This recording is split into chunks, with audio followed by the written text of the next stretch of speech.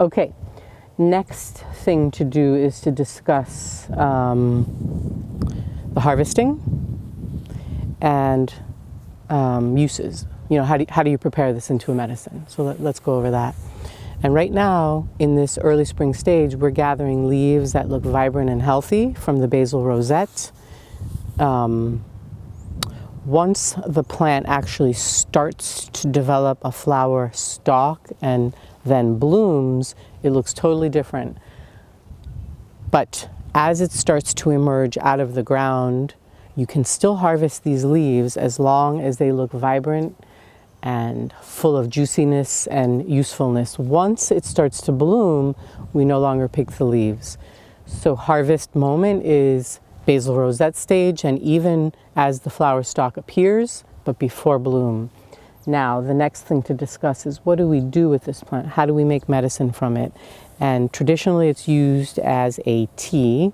So you would dry this leaf, and in order to dry it properly, you actually need to cut it up, expose the surface area of it, and use a dehydrator or some kind of 100-degree heat that has some wind blowing, because if you don't, this plant will not dehydrate and it will just sort of keep reabsorbing the moisture from the air.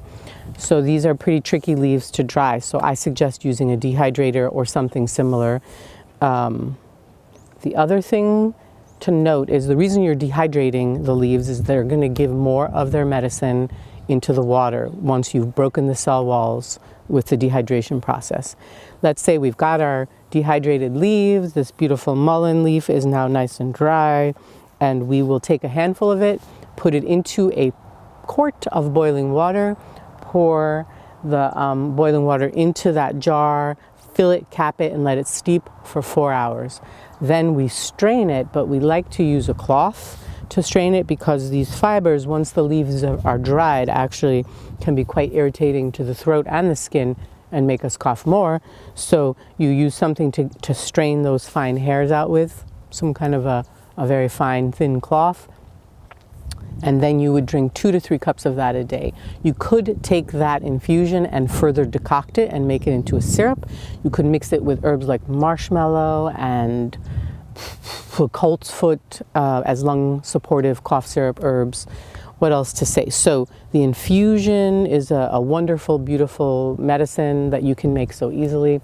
You can also make a tincture, and making a tincture of mullein leaf, I like to use fresh leaf, and I would use 1 part of fresh leaf by weight to 3 parts menstruum by volume, and I would use 50% alcohol and 50% water or 100 proof alcohol to make that tincture. But I do also sometimes play with 75% alcohol, 25% water as the menstruum.